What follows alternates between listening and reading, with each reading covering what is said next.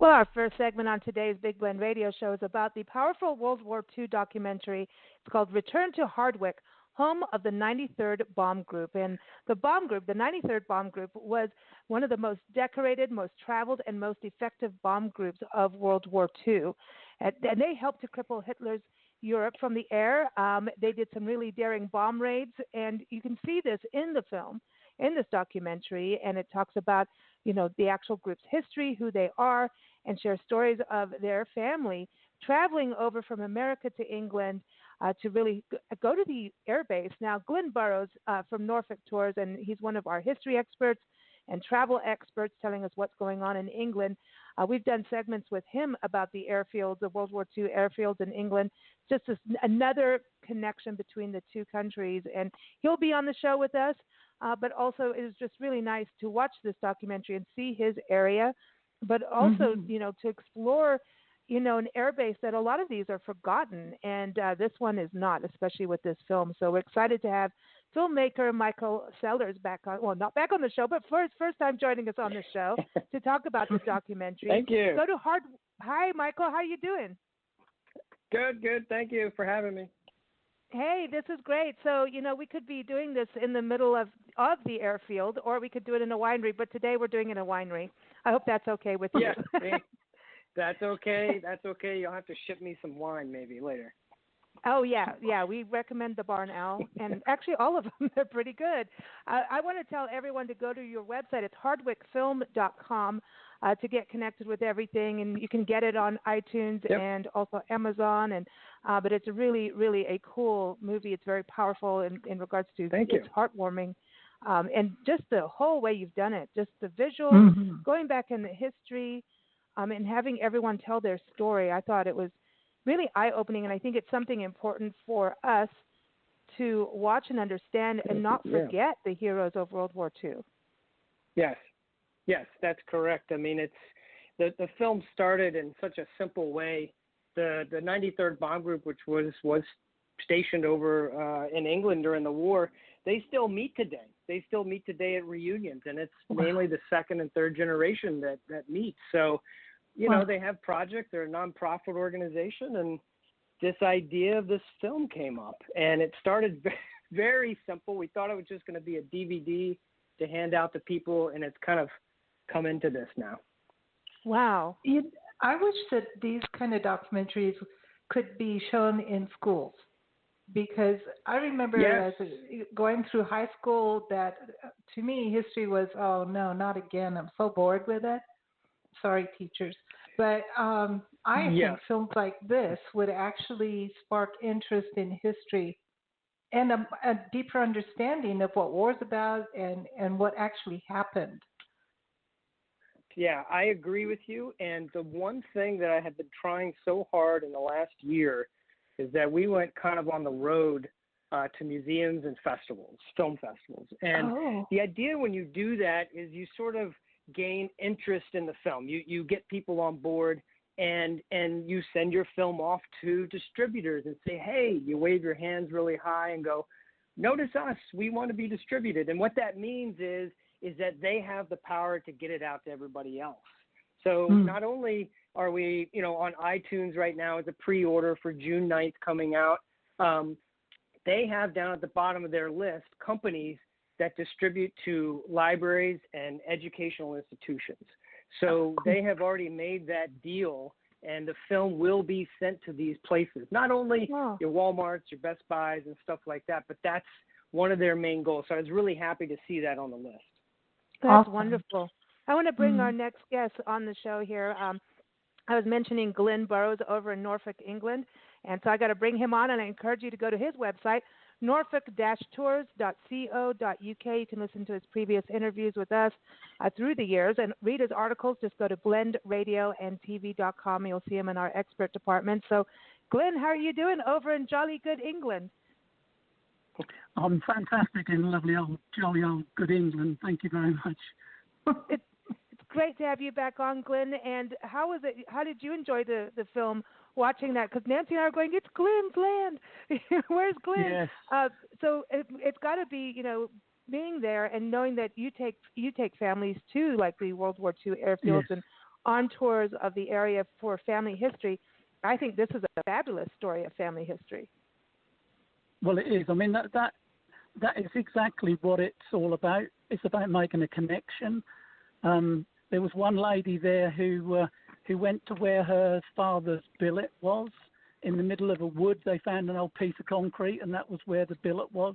And that's exactly the sort of thing that I do for people. I had a gentleman over. He was actually a Liberator pilot who flew from Shibden, which is another airfield, and I was able to take him to where his billet was. And it's a really emotional time for people, for people who were there. But obviously, we've got less and less of those people left.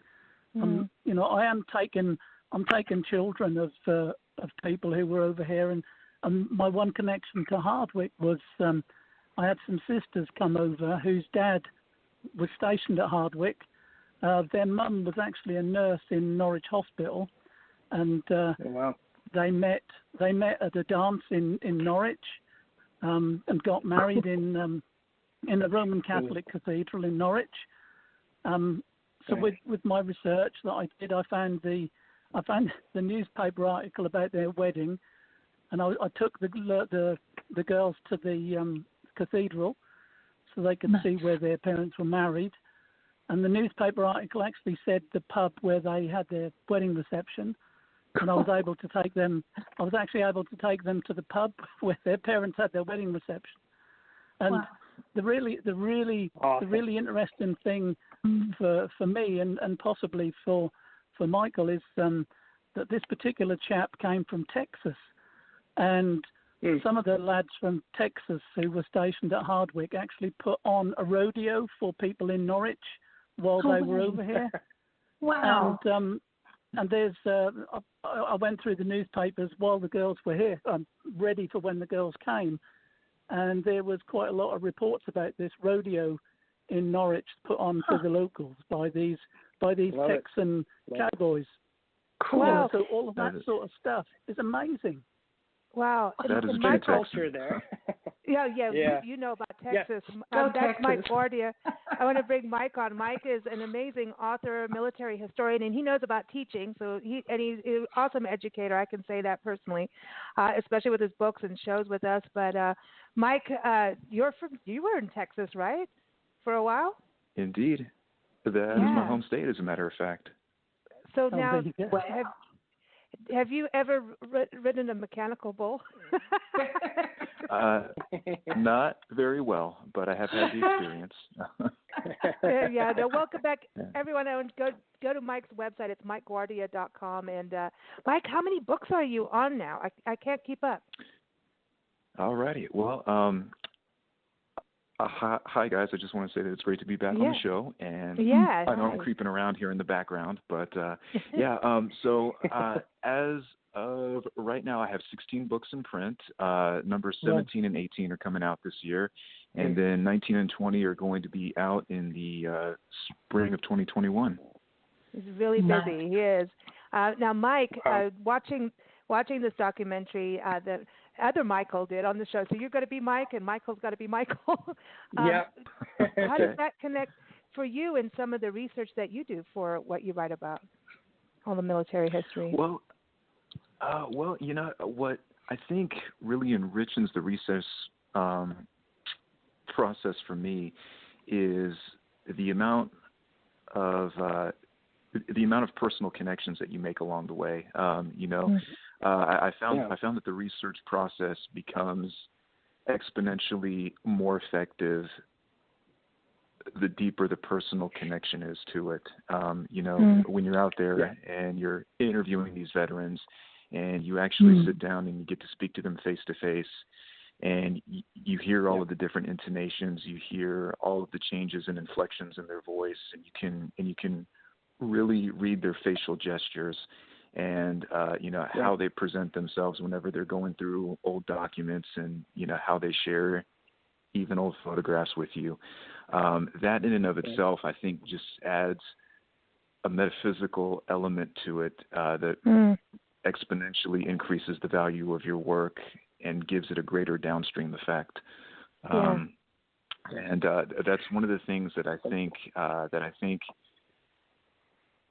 making a documentary and producing a documentary will give to the viewer that you really can't just get from a book. You know, you're able to have that. You're able to have that living piece of history and that living piece of oral history there in front of you in real time. And it's really the personal connect, and also the way that those personal connections motivate you.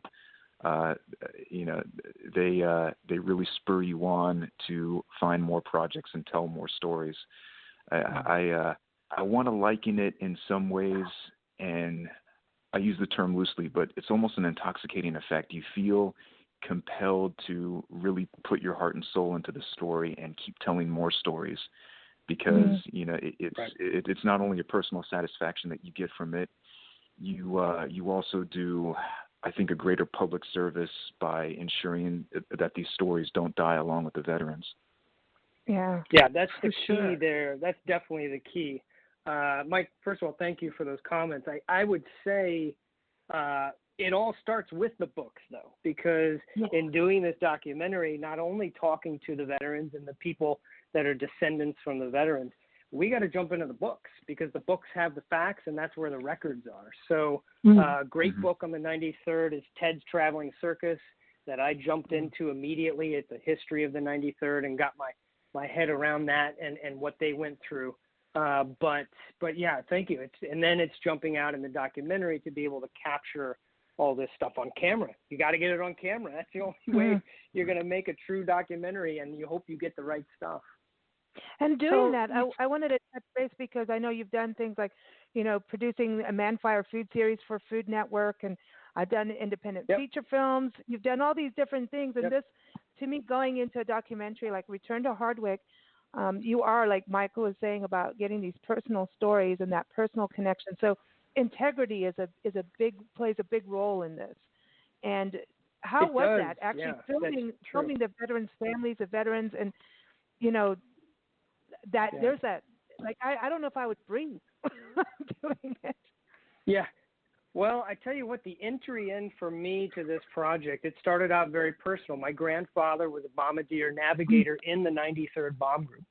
So, you know, going to reunions with him and him asking me, hey, you want to jump along? And a lot of, you know, the reunions in the States. But then my big one was 2001, 2nd Air Division had a reunion in Norwich. And I was just blown away. I just didn't realize how much these guys were loved when they went over. And we got the tour of the base. We got, you know, we went out to kind of what you see in the film a little bit of just taking in the land and where these guys were at. So seeing my grandfather there, being able to ask questions, then going to these reunions in the States after that, and then becoming part of his group, really, that was the entry in. And everybody started trusting me after that. They're like, oh, this is the kid that shows up with Gramps all the time.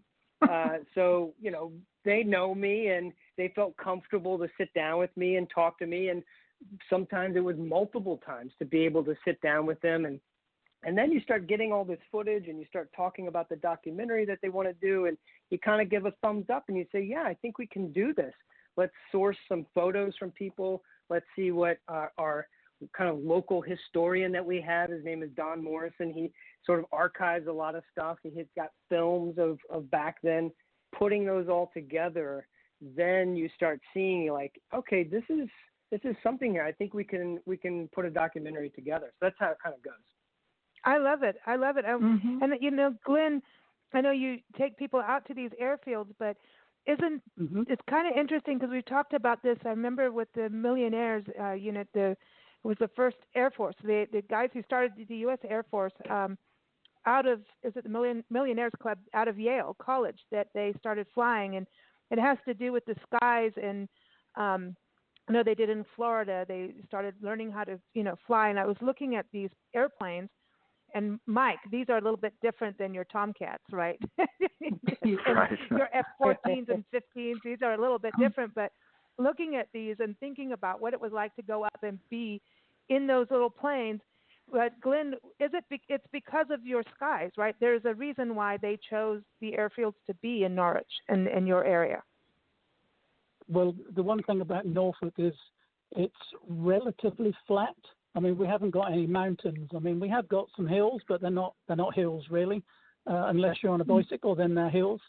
But if you look at where Norfolk is, we are really close to Germany, just across the North Sea, and most of their journey actually would be across the North Sea. You know, they wouldn't have to fly across anywhere else. They would just have to fly across North Sea, and they would be in Germany quite quickly. And that was one of the best things about being in East Anglia, is that, you know, we were really, really close to the continent. And it is quite amazing when you're driving around Norfolk and Suffolk just how many airfields there are. You know, I've said before, my son-in-law actually farms on a World War II airfield. You know, his granddad took over the airfield, and the farm tracks are on what used to be the perimeter track of the airfield. The big barns are actually on what used to be where one of the hangars stood, and the hard standings are still there. The great big metal staples are still in the concrete where they tied the Liberators down when it was windy. You know, all that sort of stuff is everywhere. You know, literally around the corner. You fly across. Well, if you go onto the Google Earth, if you look at Norfolk and just sort of look across Norfolk today, you'll see all the A's, and all of these airfields are built along the same pattern where all the runways. There's 3 runways normally, sometimes 4, and they all look like an A from above, you know, from the air. And there's loads of them in Norfolk. All you got to do is have a look on Google Earth, and you can still see all these airfields. Oh, you know, I think this is interesting because, Michael, do you think that your documentary can help also protect them from, you know, being forgotten? Like, you know, I know the story of the veterans, but there's also protecting these historical places and remnants. Well, yeah. You know, that's an interesting thing. And what I've learned early on, is even back during the war, you know, the English people just wanted to get back to work. They wanted to get the land back. They had a lot of farmers that needed this land back. Hardwick is broken up into 4 different farms.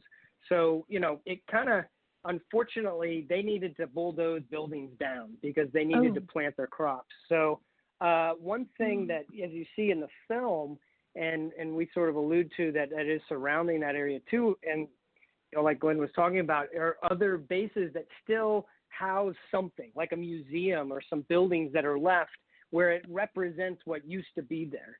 So I think we do tell that in the film pretty well, but it's pretty hard. I mean, I even see news reports now of housing areas being built on an old airfield. It's real estate. So you're going to have a problem when money's involved. Yeah, that's the thing. Yeah. Mike, I wanted to ask you, because, Mike, we've talked a lot about, you know, armor and moving armor like tanks, you know, their ammunition, and like these are, it's fascinating to me, all the different things we've talked about over the years, tanks and planes and fighter jets. But looking at these bombers, like these airplanes, like, so they're dropping like bombs from these little planes. Like that's kind of, I would be worried, like, if I was going in one of those. Like, I would be a little nervous about this because it's like a little dinky plane. I mean, but were these little dinky planes with their bombs, was that kind of the start for things like the F-14 and F-15? Like, that was the beginning of them? Well, you have to keep in mind that when you're talking about American bombers in World War II, you had planes like the B-17, and you also had planes like the B-24. Especially when you're talking about the 93rd Bomb Group, and the planes themselves were actually pretty big, and they were built big, and they were also built to be very resilient, and they could really take an incredible beating and still stay aloft in the air, which is one of the reasons why they called the B-17 the Flying Fortress. You know, and also you had every time a bomber group went up, they usually never went aloft without a fighter escort, because those bombers could inflict an incredible amount of damage on both civilian and military targets, and the bombers themselves were really prime targets for enemy fighters. So much so that during the Battle of Britain, the Luftwaffe put a pretty high price tag on any type of Allied bomber that could be downed, because that was that really was the prime target, and it was the most casualty-producing weapon of the air arms on both sides.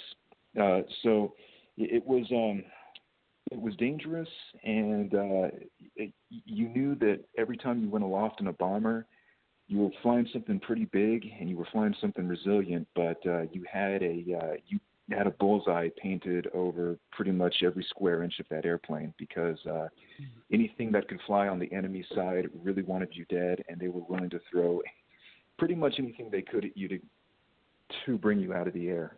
And they as a matter of fact, they did like groups from watching the documentary of how they flew together. Like, I'm thinking about back then, and like now we have all the computer things and autopilots and stuff like that I don't know anything about, little buttons that do things. But think back then how they were able to fly together in unison, and then sometimes had to get separated, but like how they were able to do that. It's amazing. Mm-hmm. Yeah. As a matter of fact, it was right around the end of World War II, and I think right around the time of Korea, that you had this mentality going through the U.S. Air Force. I don't know if it was the same in the RAF, but just given the amount of peril that bomber pilots put themselves through, there was a little jingle that started going through the Air Force that said, "Fighter pilots make movies, but bomber pilots make history." Wow. Michael, what were you going to say in there? Well, I was going to say, to the fact of, not knowing what all those buttons do, a lot of those guys, when they had to form up for a mission, they were not only coming from one bomb group, and say, for the example of the 93rd Bomb Group, but there were, say, a few bomb groups that day that needed to meet up in the air. So, yes, imagine doing that without really, at the time radar was coming out and was fairly new. It wasn't perfected, but they did use it. But to be able to bring all these planes up, and say from the 93rd, maybe 26 planes go up at once, and then a base 15 miles away, they need to send their planes up, and all those bomb planes, the bombers need to meet at some point in the sky and then go over to Europe there, over the North Sea. So how they did it, I don't know, but it is pretty amazing to be able to form up all those bombers and get over there. Yeah, and I'm sorry, they still look like dinky planes compared to No, they're not dinky. They're big. But I know.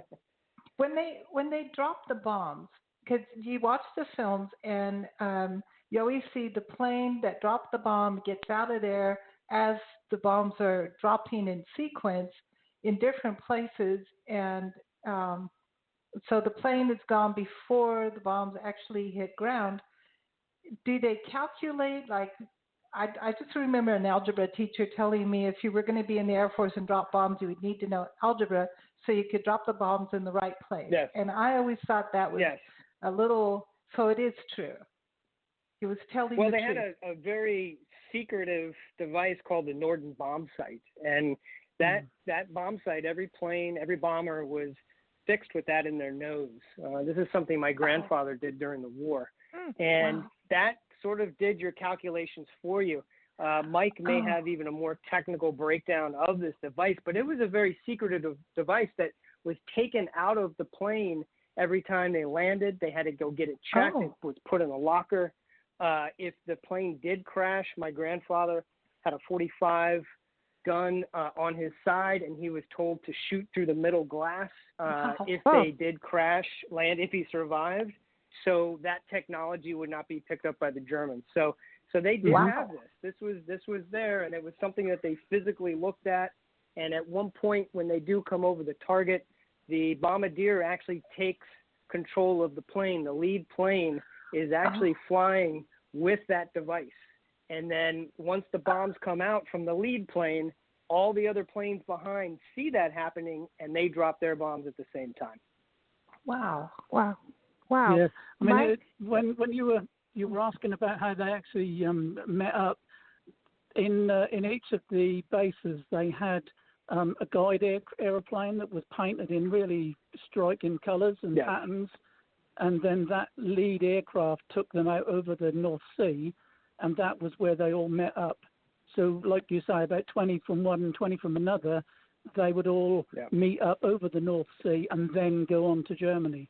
And also talking about bombing and things, when I had my my Liberator pilot who came over, he was telling me all about how they did different things.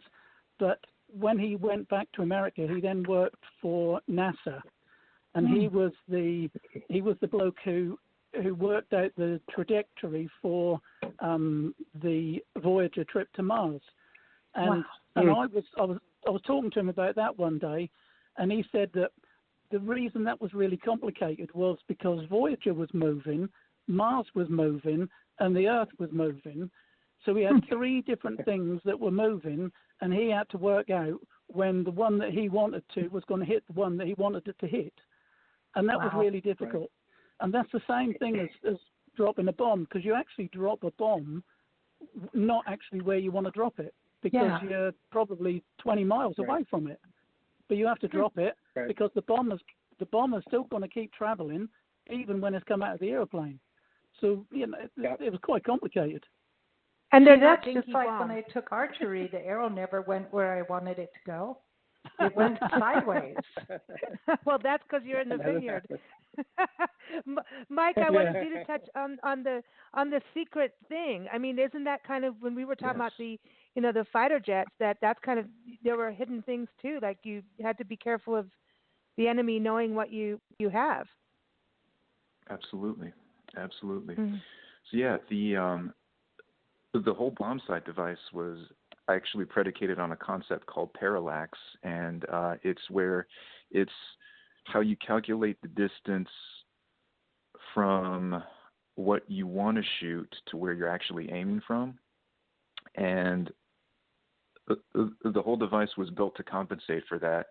And there was a series of equations that you had to do that I know involved adding vectors together to know exactly when you would be in proximity to a target based on your relative airspeed and velocity, and you would have to hit the switch at exactly the right time given flight distance. I mean, it was a pretty complicated and pretty thought-heavy process, but it was an incredibly secret device that they figured that the Germans probably had something comparable, but when you consider the fact that we had a greater percentage of accuracy with the carpet bombing that we did, we said this is one thing that we can't allow to fall into Axis hands.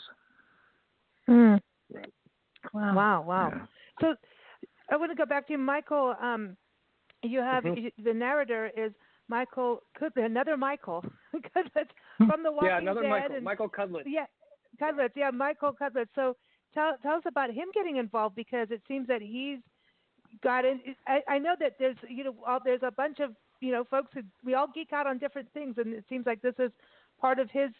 It touches him, and to be able to do this, and he's also part of the World War II series Band of Brothers, so maybe he has a special affinity for World War II history. Yeah, he definitely does. I mean, the idea came up when we were probably about a year into the project, and moving forward, we had a little bit of a open of the film cut, and members of the group. You have to understand, this film was funded just by members and friends, families of the 93rd Bomb Group. There was no outside studio. There was no rich uncle. There was nobody. These guys got their money together and threw all their money in the pot, basically, to make the documentary. So once that was happening, and we were like, oh my gosh, even I've got a full-time job here in New York City, editing and post-managing, and I was like, whoa, these guys are serious. I'm actually going to have to do this thing. So I suggested the idea of getting somebody with a name just because it gives a little more notoriety to the film. It may step it up in a few places when we screen. So people were throwing, of course, all the veterans were, well, let's get Tom Hanks and Gary Sinise. And these are all good ideas. It just is like, well, are they available? And we did try to reach out to those guys. But a person named Jim Root, who's the president, second generation in the organization, said, I have a friend that knows Michael Cudlitz. And then I even had to kind of like, Michael Cudlitz, he was in Band of Brothers, and you do a little research. So, yeah, that might work. There's actually a link there. So somehow, through the channels, I'm at work one day, and I get a call on my phone, and it's Michael Cudlitz. And he's like, hey, here you got a film. What do you need? So he was game from the beginning. Wow. And since then, he did the introduction with us. So there is an on-camera introduction with him at the top of the film. He narrates the film, and that's over a few years where he would read some copy for me when I needed it. And then just last year, even into this year, February, we were at the Sedona International Film Festival, and he's been to 3 different events with me physically there, so representing the film. So it's a part of him that he wants to do this. He knows what these guys went through. Obviously, what he did in Band of Brothers, he went through all that training and then actually shot those episodes. So he has a real high respect for that. And this sort of popped up. Obviously, what he did was on the ground. This is the air war, but no matter what, he wanted to get involved. Oh, now, cool. did you learn stuff? Did you like kind of get, when you start a project, then you get knee deep in it, and then you start like, okay, now this could be like a series. Like, did you kind of find yourself kind of geeking out on World War II history? Like now, is it a big part of your life from doing this? It is. I mean, it has ever since I went to that first reunion in Norwich with my grandfather. I mean, after I came back from that, I put my own home family video together. It was like an hour video of our trip. I started interviewing my grandfather more. Of course, you get on TV and you watch films in the movie theater and you go and seek out this stuff. And it's always been there in the background, but it really allowed me to focus in more. And especially, again, going to these reunions with him and seeing these guys. I mean, one of the raids that we profile in the film is the Ploesti raid, which you talk about dropping bombs from a high very high, and the target's like a mile down or so. This was a low level raid. This was like they're in the corn stalks, basically flying to this oil field that Germany has taken over from Romania to fill their tanks with. And, that kind of stuff. Here's, a guy named Lou Brown sitting right next to me at the bomb group reunion, and he was on that mission and survived. So you really, it starts to hit you after a while where, whoa, wait a minute. That was a crazy mission. When you start adding it up, it's tough not to get into it. You're just naturally going to be interested. Wow. We went to the Channel Islands between England and France, and on one of the islands there's that underground German hospital from World War II. It's the creepiest thing ever. And you go underground, and the walls are dripping with water, and there's moss all over, and there's beds in there, and and then when you come up the steps and you stand on the bluff and you look, it's a beautiful sunny day. The ocean's beautiful, and it's a little breezy, and the plants are there. But when you go underground, it's like a whole other world. And and that's like when one of the times when war sinks in as it was real. For me, at least, and because there you could see the actual beds, and they had like bedpans and water jugs and everything from the war. And we talked to some people, and they called it the occupation. When the Nazis took over, my step grandfather, he was part of that. They took over the Channel Islands, and they wouldn't allow them, to do all these things, and he had to they were like cooks and gardeners, and they were like servants for the Nazis, and they wouldn't let him have radios. And my step grandfather knew how to rig up the radio, and it's it's the one thing I know of him. He had a Russian radio, right? Remember, even when we lived in Mexico with him, he was like dialing Russia and digging. I mean, he knew how to get whatever. I don't know what's going on with, him and his radios, but he did it. Yeah. he could. Yeah. I mean, I thought he was going to bring the aliens in at some time. I know. He could make That's anything out of amazing. it. But he learned how to do all that stuff, and they were very malnutritioned as well. They didn't get food. Yes. I'm sure. So there was, it was a really big thing, and I think that's, like Mike was saying, there's this power of the documentary where you actually see it and feel it. There's that visual, and then the people talking. It's like, oh wow, this is some real. If you can't travel and see the places, this is going to bring you there. But Yeah. I wanted to go to Glenn. Glenn, it's interesting because you were talking about your guests that you took around are from Texas, and then there's a Texas family on the documentary. They're also part of the family of the bomb group, the 93rd bomb group. But you've got to see that experience, like what Nancy and I were talking about with the hospital underground in Guernsey. And we say Guernsey. Guernsey. Guernsey. Guernsey and Jersey, yeah. Yeah. Yeah. I mean, the thing that I always find is it's the raw emotion. It's that real gut-wrenching connection. I mean, the family that I had over whose dad was at Hardwick, there was one elder sister who had already been over to England donkey's years before to see her grandparents who still lived in England. And she said to me, oh, can you take us to Yarmouth? Because when I came over here with Mum, I walked along the seafront and we had a Mr. Whippy. Yay. I love my Mr. Whippies. I miss them. I'll go to England just for a Mr. Whippy and cheese scones. Yeah. Anyway, I parked up on the seafront, and the girls got out of the car, and they walked along the seafront, and they bought a Mr. Whippy from the ice cream man. And when they came back, they were talking about it, and it was all I could do to not cry because it was so charged. Their emotion. Their emotion was tangible. It really was, and they were talking about their family history, which has got absolutely nothing to do with me. But it was so it was. I know in England we often say that an atmosphere is sliceable, and that atmosphere in the car that day was literally sliceable. It was so strong. And it's for that reason that I really love my job, because not only do I make my customers cry, I sometimes make myself cry, which is really good. But that means it's working. It's good. It's about connection. It's connection. Yeah. Great. Now, Michael, it sounds like you've had a Mr. Whippy too.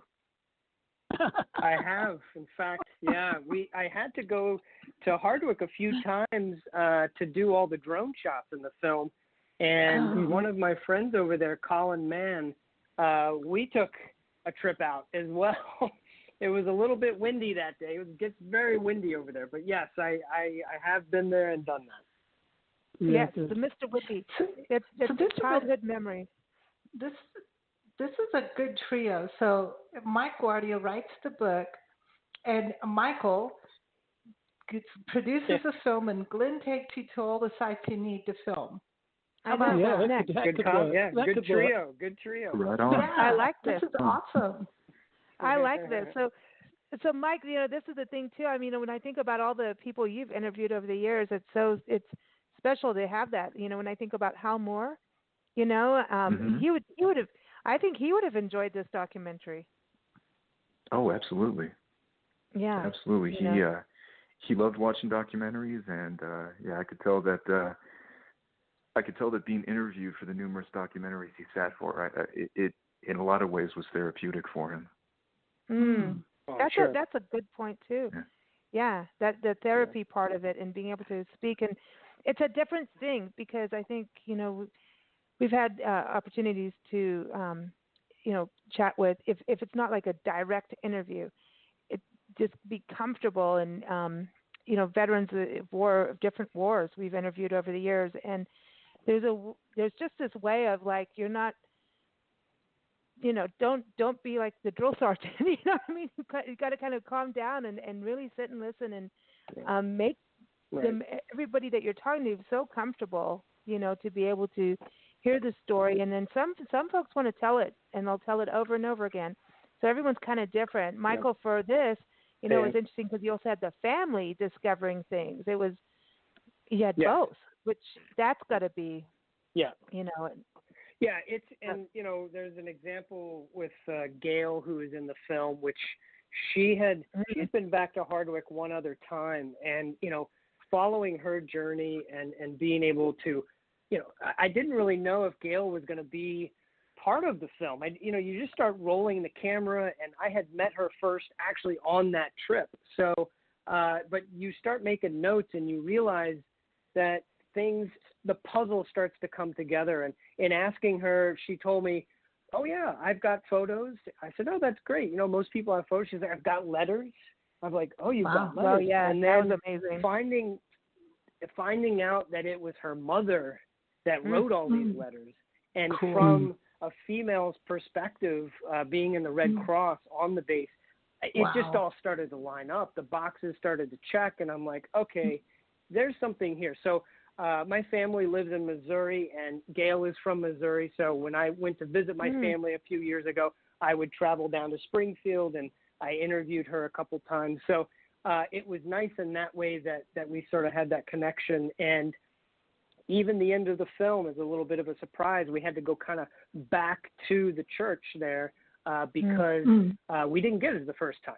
That trip was so quick, but we were able to kind of seamlessly put it in the film to where she was able to, and I won't spoil it, but she was able to do something at the church that was pretty special. So that was you have amazing. to kind of, like you said, Goosebumps. you have to warm up to these people. I mean, that's really what you have to do, because otherwise you're going to get a few comments here and there, but you really just have to keep at it. And really listen. And it's like really, really take time to listen, and because it is mind-blowing. Yeah. And it's later that you'll sit down and re-listen and like, wow, they just said that. And I thought I loved the fact that you had a woman's story in there, because I think women in World War II, a lot of times you don't hear that side.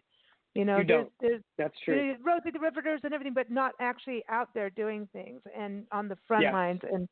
And I thought, we watched it yesterday, right, with our Barnell wine from Mesa Vineyards here, Mesa Park Vineyards. We were watching it. And Glenn, that was for you, because I know you love Barnells and they're out in your area. Yes. But it was interesting because I'm going, yesterday was Clara Barton's birthday, and she started the Red Cross. Yesterday was International Red Cross Day. I thought that was pretty cool because she did. And she has her own tree in Sequoia National Park. Yes, she does. Yeah, she does. She has her own tree, her own Sequoia tree. She doesn't know about it, but it's there. But she does. But she does, But the other part that you touched on that I thought was really powerful was the POW camps and what happened. Yeah. That is something we've that always has to be looked at. We have prisoner of war camps all over the Southwest, and they house Germans and Italians. And it seems I want to start digging around and more information on that as we're traveling around, because it seems that there's paintings. Like, I know people have paintings from prisoners of war they were doing paintings. There's some, I know that they were passing on knowledge here. Like some of them they wouldn't let go because they had stuff. They had information or art, which I didn't think would be a story, but it is. So it's a very interesting thing. But to be part of a prisoner of war experience, that's got to be one of the that's scarier than being in the dinky plane that's not a dinky plane. Yeah. Yeah. I would agree. Yeah. Can't imagine it, really. No, you did a good job on that of showcasing and telling the story of the past. But thank you all for joining us on the show today, and I really appreciate all your knowledge and what you're doing. Absolutely. Again, always a pleasure. Thank you, Mike Guardia, everyone. Go to MikeGuardia.com, and also go to BlendRadioandTV.com. You'll see him in our expert department. Also, Glenn, in there you can listen to past interviews, read articles, and Mike, we're looking forward to the next book and next conversation. We do have more Fremont, Colonel Fremont, General Fremont. Is he a general? Yeah, Fremont stories for you, by the way, where we landed all over the place in Nevada. And so we'll be chatting with you soon on our general stories. Great. And everyone, Glenn Burrows, go to norfolk-tours.co.uk and connect with him there, especially if you're doing family history. He'll connect with you. And even right now, during all this, COVID stuff, Glenn, are you working with people online, right, to help them? Yeah. I'm trying to help people just to do family history research to keep me busy. Mm-hmm. That's great. That's great. Awesome. And Michael, again, it's hardwickfilm.com, everybody. You can go on there, watch the trailer and everything, but go to iTunes, right, .apple.com, and we'll put the links up on our site, too, and Amazon, right, to get the film. Yeah, so what's happening, June 9th is the official release digitally, and also cable and satellite here in the U.S. At this point, it's only U.S. and Canada, but June 9th, you should be able to catch it. If you want to pre-order DVDs, Amazon, pre-order on iTunes, you can do it right now. Awesome. Right on. Well, thank you for your work. Okay, right before you go, Michael, are you going to do another one? Are you going to do more stories like this? Because you've got a thing for it. I do. You're good. I already. Yes, I've got one. I've got one already in the book. So I'm reading the books first, of course. Can you tell us? It actually has to do with the Plo-SC raid, and what that story is a complete 2 more movies practically. Wow. And to talk about POW camps, those guys, 79 were interned up there in the POW camps in Romania. So there's a whole other story there. So I'm really excited to maybe jump into that. Well, can I quickly come in there? I quickly come in there? I've got a very, very, very good contact in Romania who speaks very good English. So if you want to contact in Romania, I've got one. Great. Very cool. I'll get in touch with you. I think I'll follow you on social media there and get in touch with you. Yeah, thank you. Yeah, lovely job. Right on, guys. Thank you, guys, and of course, this is an excellent time to have the show since it's Memorial Weekend, and Memorial Day being on Monday. So everyone, as well. Yeah, absolutely. So thank you, guys. We're going to play a song. It's called Beneath a Solemn Sky. It is from our friends over in Jacksonville, Florida, the Gunboat Diplomats. We love this band, so we're going to play that. Yeah. So keep up with them at the Gunboat Diplomats. You take care, guys. Bye-bye. Thank you, guys. Bye. All righty. Thank you, ladies. Thank Bye. you. Bye-bye.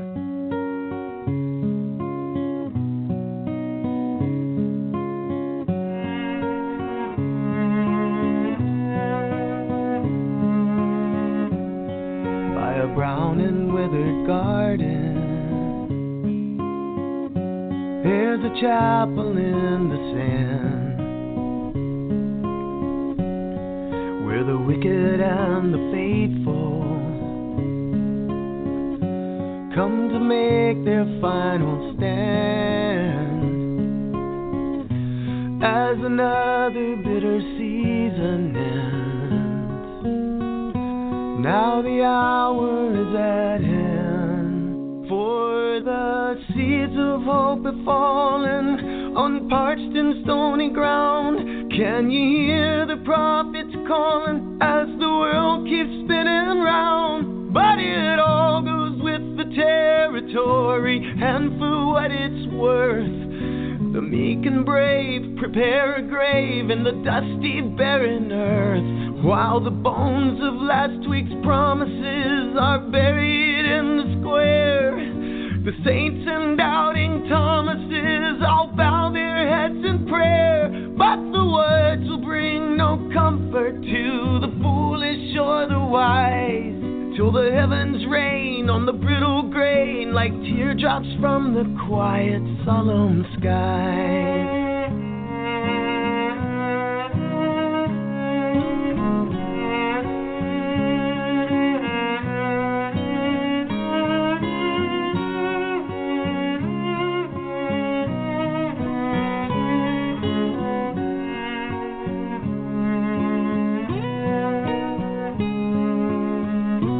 Now the thunder clouds are gathering, a shadow on the land. So rejoice, you sons and daughters, but wouldn't it be rich if the holy healing waters soon undermine the bridge to breach the levee on that long and fateful day.